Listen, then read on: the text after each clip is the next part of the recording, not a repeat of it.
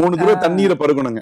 ஓம் ஓம்னு சொல்லிட்டு 3 தடவை தண்ணீரை எல்லாரும் பருகணும். ஆமா ஆமா இப்படி பருக்கணும், இப்படி வச்சுக்கணும். தண்ணீர் கொஞ்சோண்டு இருக்கணும். அந்த ஒரு உளுந்த மூழ்கக்கூடிய அளவுதான் இருக்கணும். ரொம்ப ஜாஸ்தி இருக்க கூடாது, ரொம்ப எச்சல் பண்ணி சாப்பிடக்கூடாது. ஜலத்தை அப்படியே இப்படி 3 தடவை இது பண்ணிக்கணும்.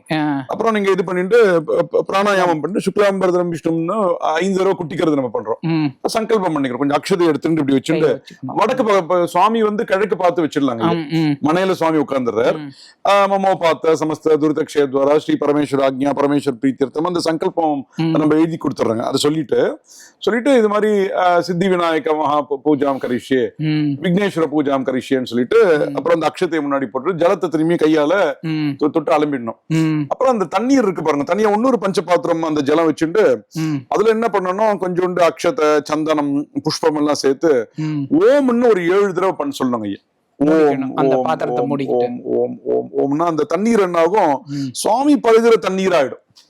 சுவாமி பருகிறதுக்கு தண்ணீர் நம்ம எப்படி தண்ணீர்னா நம்ம சுட வச்சு சாப்பிடுறோம், இல்லைன்னா நம்ம ஒரு நல்ல இதுவா சுத்தமா இருக்குன்னு சாப்பிடுறோமோ, சுவாமி பருகிறதுக்கு மந்திரம் தான், அதை பண்ணிட வேண்டியது. அப்புறம் அந்த ஜலத்தை வச்சு தெளிக்க வேண்டியது. அந்த மஞ்சள் கணபதியும் முதல்ல மஞ்சள் கணபதி அவருக்கு பூஜை பண்ணும்.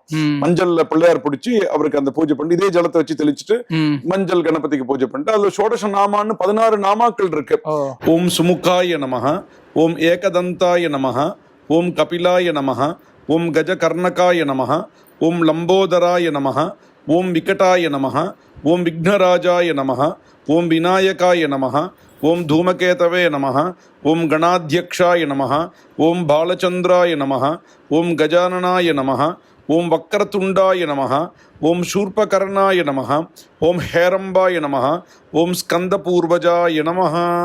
இந்த 16 நாமாக்கள் சுமுகஸ்சைகதந்தஸ்ச கபிலோ கஜகர்ணகः லம்போதரஸ்ச விகடோ விக்னராஜோ விநாயகः தூமகேதுர் கணாத்யக்ஷः பாலச்சந்திரோ கஜானனः வக்ரதுண்ட சூர்பகர்ணः ஹேரம்ப ஸ்கந்தபூர்வஜः ஷோடசைதானி நாமானி யஹ படேத் சுனியாதபி வித்யாரம்பே விவாஹே ச பிரவேஷே நிர்கமே ததா சங்கிராமே சர்வகாரியேஷு விக்னஸ்தஸ்ய ந ஜாயதே ஏவம் சம்பிரார்த்திய விக்னேஷம் கர்ம சங்கல்பயே குருஹுன்னு என்ன சொல்ற, இந்த 16 நாமாக்களை சொல்லி பூஜைக்கு மட்டும் இல்லைங்க ஐயா, இதுவும் நம்ம எழுதி கொடுத்துடலாம்.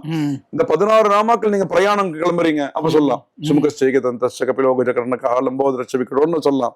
நீங்க ஒரு காரியம் ஆரம்பிக்க போறீங்க அப்பயும் சுமுகஸ்சைகதந்தஸ்ச கபிலோ கஜகர்ணகன்னு சொல்லலாம். சுவாமிக்கு அர்ச்சனை பண்ணும்போதும் அந்த சுவாமிக்கு 16 நாமா வச்சு நம்ம அர்ச்சனை பண்ணலாம்.